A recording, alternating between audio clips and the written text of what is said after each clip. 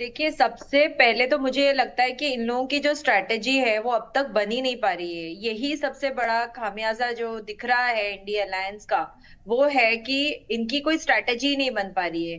कभी कोई कुछ कह रहा है, कभी कोई कुछ कह रहा है, इनका एक सहमत नहीं बन पा रहा है। अभी इतने सारी मीटिंग्स हो गई इन लोगों की, लेकिन ना ही इन्होंने डिसाइड किया कि इनका नेता कौन होगा, ना ही उन्होंने डिसाइड किया कि सीट शेयरिंग क्या होगी। और कोई मुद्दे भी नहीं है, मुद्दा सिर्फ यही है कि नरेंद्र मोदी जी को कैसे रोका जाए। लेकिन ऑपोजिशन एक साथ आके उन्होंने कोई ऐसे मुद्दे नहीं उठाए हैं जो देश को कंसर्निंग है।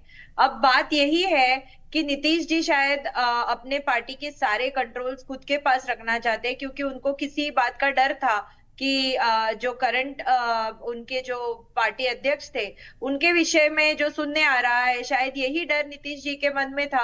अब ये पूरा कंट्रोल खुद के ऊपर रखना चाहते हैं। दूसरी एक और बात है, जब राहुल गांधी जी एक यात्रा करने वाले हैं मणिपुर से मुंबई तक, तो नीतीश कुमार जी उसमें शरीक होंगे या नहीं होंगे? क्योंकि अगर इंडिया अलायंस को साथ रहना है तो यात्रा में भी तो साथ दिखने हम्म। चाहिए, लेकिन कोई भी साथ दिख नहीं रहा है। हालांकि ये बात सुनी जा रही है कि शायद नीतीश जी कोई और यात्रा निकालने वाले हैं। अब मल्लिकार्जुन खड़गे जी का नाम जो आया है, इस पे नीतीश जी की आपत्ति थी। एक और टीवी चैनल पे उनके कोई सहयोगी आए थे, वो बता रहे थे कि खड़गे जी का हक नहीं है, नीतीश जी का हक है। तो ये जो लड़ाई सभी पार्टियों में हो रही है कि प्रधानमंत्री का दावेदार कौन है, इसके पीछे ही इनका टाइम जा रहा है।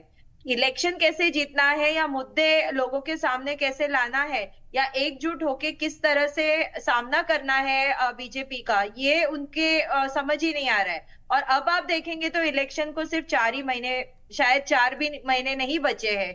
और जी। फरवरी या 15-20 फरवरी के पहले मेरे ख्याल से इलेक्शन अनाउंस भी हो जाएंगे। हम्म। तो तब तक ये क्या करेंगे? इनकी तो कोई भी स्ट्रेटेजी बन ही नहीं पा रही है, और कंफ्यूजन बरकरार है।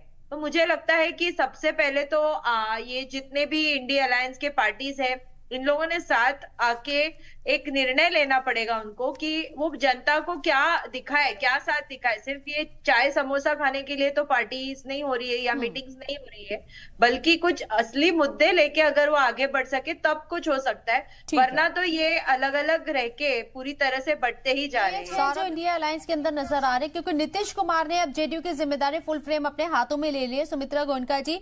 तो हम ये मान लें कि बिहार के अंदर एटलीस्ट किसी तरह का कोई ऐसा पहाड़ नहीं खड़ा होगा कि यहाँ कांग्रेस को या इंडिया इत्तेहाद को इससे दो चार होना पड़े। आरजेडी को कैसे साधेंगे, क्या स्ट्रैटेजी होगी?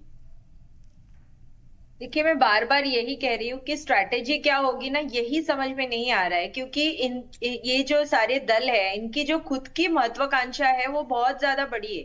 अभी सत्य प्रकाश जी कह रहे थे कि एक बड़ी पार्टी होने के नाते कांग्रेस की क्या भूमिका होती है। लेकिन अगर आप देखेंगे तो पिछले लोकसभा में कांग्रेस को ही कितने सीट मिले हैं, उनकी उनकी खुद की अस्तित्व ही अभी रहेगी या नहीं रहेगी इस इलेक्शन में, ये समझ नहीं आ रही है। तो क्या राहुल गांधी खुद सीपीआई केरला से अपनी सीट लड़ पाएंगे? क्योंकि वहां से तो उनके जो गठबंधन के सहयोगी है, वो तो कह रहे कि राहुल गांधी यहाँ से न लड़े, वो कोई दूसरे स्टेट में चले जाए और हमारे वोट न तोड़े, यहाँ पे हमारी सीट ना खराब करे। तो इस तरीके का जो एक तनाव आपस में बन रहा है उनमें, और कोई भी परिणाम नहीं निकल रहा है। इतने सारे जो मीटिंग्स और बैठकें हो जी। रही है, इससे कुछ भी नहीं समझ में आ रहा है। और लालू जी भी जरूर चाहेंगे कि उनका जो सुपुत्र है वो हम्म। आगे जाके सीएम बने, क्योंकि लालू जी की भी हेल्थ हम्म। और उनकी कंडीशन धीरे धीरे ये ये थोड़ी तमाम खराब चीजें होती हैं। जा रही है। तो जी। ये सारी जो चीजें हैं, ये इलेक्शन इसके लिए बहुत ज्यादा इम्पोर्टेंट है कि ठीक है। आगे किस तरह से आरजेडी का बैटन सौरभ भारद्वाज जी।